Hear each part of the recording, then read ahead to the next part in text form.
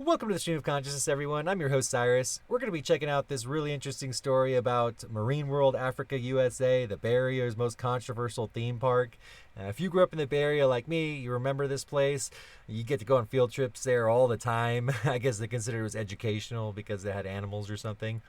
It was really fun, for a kid at least, but over the years it suffered declining business, and eventually it shifted away from the animal thing. A lot of animal cruelty problems. They had orcas and all that stuff, so you can't have that anymore. Anyway, just looking through the story, has lots of interesting stuff. Has this picture about this elephant on water skis. I mean, look at this guy. I had to watch a video of it. I thought it was so cool. Her name was Judy the Elephant, and she could ride water skis. Check this out. It's kind of neat water ski show. It's 8mm Super 8, so it's the greatest quality, but look at that.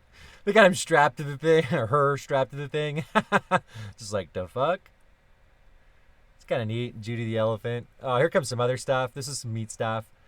There's some sort of comedy gag bit. This is some sort of comedy. This is like, you guys doing like a comedy water skiing bit. Like, he's pretending that he's falling on his ass, but he's not. And he comes back up again. His skill level was insane. He's like one-handling. It's like this. Whoa, whoa. You think you can do that on water skis? You're wrong. You cannot. Look at him go. I think he's got like a chef's hat on or something. It was part of some sort of bit, some sort of routine they were doing. Look at that. One leg up. Oh, I'm going to fall down again. Oh, I'm going to lose it. Oh, no. But he didn't. It was just a gag. Fucking super cool. I really like that. Another kind of neat story is that one of their animals was used in one of the Star Wars movies. He's dressed up as like a bantha, and he's got actually a trainer from Marine World dressed up as a Tuscan Raider sitting on his back. Check it out. See if we can spot it. There he is. Look at him. It's pretty cool. So that's an actual elephant. And that's an elephant dressed up like a bantha. So pretty neat. As I said, the Tuscan Raider that was sitting on its back was the Marine World trainer, so that's pretty neat. Anyway, they were doing really poorly financially. It was going downhill. Eventually, the city of Vallejo took them over and gave management over to Six Flags, who's made it more of an amusement park with more rides and such. You can see all the roller coasters here. And that's actually really turned it around financially. It turns out people would much rather ride a roller coaster than go look at animals. Pretty much every zoo in the country needs massive subsidies to keep going. Very hard to have a private zoo. They're extremely expensive to take care of animals and whatnot, and it's just hard to charge a lot of money because it's like kids and everything. But, you get the roller coasters in. You can charge whatever you want.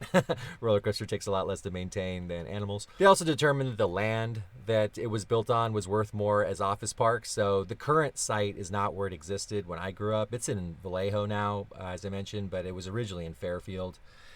So it's moved. It's not the original site.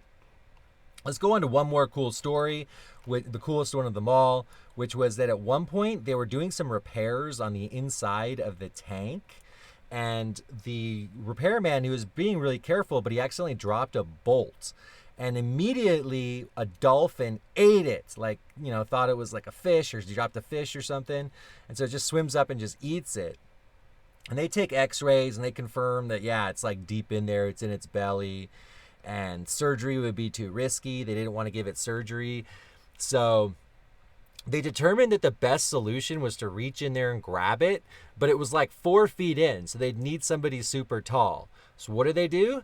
They went to the Warriors and got their player Clifford Ray. This guy was like 6'9", and he was on injured reserve at the time, so he wasn't going with them on a away game, so he happened to be in town. So he's like, yeah, it sounds great. So he goes down to Marine World, and they like lube up his arm, they grease up his arm or something, and he reaches down in its belly and feels around for a minute or two, and comes up with the bolt, and actually ends up saving the dolphin's life that way, which is, pretty cool.